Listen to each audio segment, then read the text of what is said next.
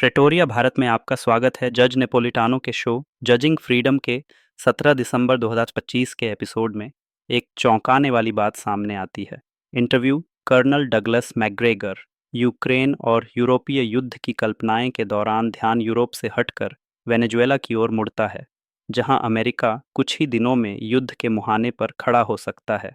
और सबसे खतरनाक सवाल, कोई नहीं पूछ रहा क्यों। यह सब शुरू होता है आक्रामकता की चुपचाप होती सामान्यीकरण से। दिसंबर के मध्य में एक ऐसी खबर आई जो मीडिया के सुस्त हो चुके चक्र में लगभग दब ही गई। जज नेपोलिटानो ने रिपोर्ट किया कि कांग्रेस के एक सदस्य ने टक्कर कार्लसन से कहा कि राष्ट्रपति ट्रंप वेनेजुएला के खिलाफ सैन्य कार्रवाई की शुरुआत की घोषणा करेंगे। वह एक वाक्य हमें झकझोर देना चाहिए था। इसके बजाय आगे की बातचीत में युद्ध को किसी मीटिंग की तारीख की तरह टालने खिसकाने जैसा हल्के में लिया गया। कर्नल मैकग्रेगर ने एक ऐसे सैनिक की तरह उत्तर दिया जो रणनीतियों को रस्मियत में बदलते देख चुका है।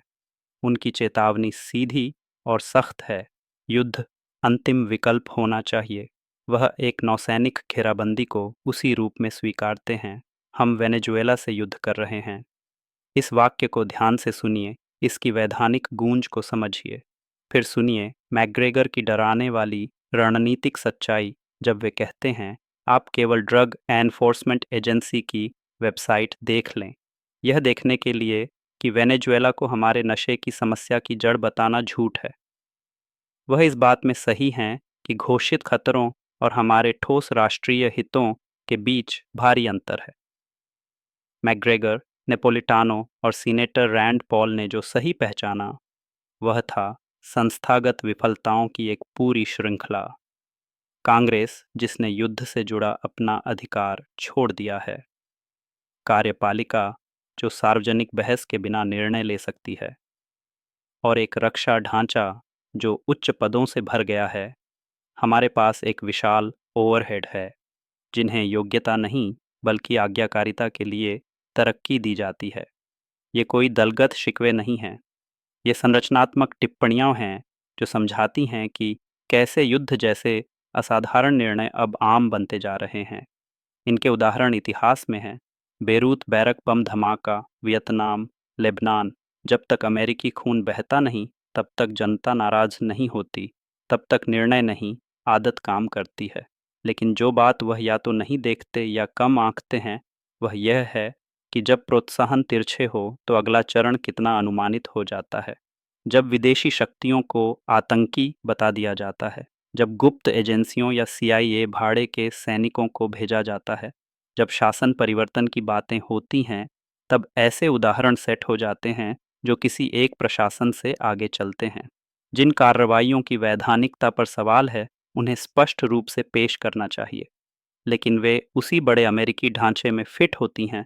गोपनीयता और अतिरेक का एक पैटर्न जो जनता के भरोसे को दीमक की तरह खा गया है, चाहे वो कॉइनटेलप्रो के तहत अपनाई गई टैक्टिक्स हों या चर्च कमेटी द्वारा दी गई चेतावनियां।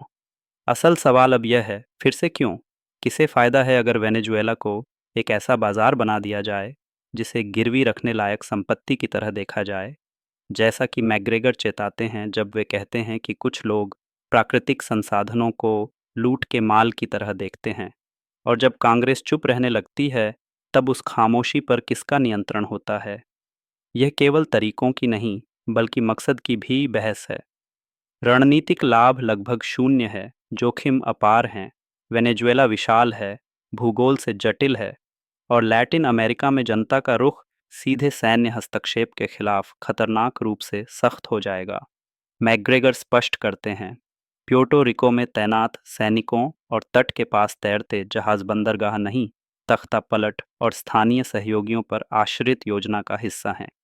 अगर वह असफल हुई तो स्थिरीकरण बल एक आक्रमणकारी सेना में बदल जाएगा जिसका लक्ष्य स्पष्ट नहीं होगा, और हमारे सिपाही एक ऐसे क्षेत्रीय प्रतिरोध के कारण बनेंगे जो हमारे हाथ से निकल जाएगा। यह तो आपदा का नुस्खा है, सुरक्षा की नीति नहीं। इसलिए हमें इन चेतावनियों में छिपी केंद्रीय मांग पर जोर देना होगा। युद्ध को अंतिम उपाय मानना, कांग्रेस की जवाबदेही तय करना और साधनों एवं लक्ष्यों पर ईमानदार सार्वजनिक वाद विवाद की मांग करना। अब अमेरिका के युद्ध जनता की सेवा नहीं कर रहे, वे सत्ता की सेवा कर रहे हैं। जब रक्षा की शब्दावली दरअसल नियंत्रण का काम करने लगती है, जब पदोन्नति योग्यता से नहीं बल्कि निष्ठा से होती है, और जब नीतियां कुछ संकीर्ण हितों से प्रेरित होती हैं, तब खतरा सिर्फ युद्ध का नहीं होता, पूरा गणतंत्र खतरे में होता है। अभी पूछिए, कठिन सवाल पूछिए, इससे पहले कि सैनिक उतरे, इससे पहले कि ताबूत लौटें। इतिहास गवाह है, हम कीमत चुकने के बाद ही इसकी कीमत मानते हैं। लेकिन किसके लिए यह कीमत चुकाई जाती है, किसे फायदा होगा, कौन जवाब देगा? यह खामोशी अब और नहीं चल सकती। बस इतना ही मेरे दोस्तों। कृपया मेरे चैनल को सपोर्ट करने के लिए लाइक और सब्सक्राइब करें। आप मेरा और कंटेंट स्पॉटिफाई पर और यूट्यूब पर प्रेटोरिया भारत नाम से देख सकते हैं। जब तक फिर मुलाकात न हो, यह थे स्किपियो अमेरिकनस प्रेटोरिया भारत की ओर से।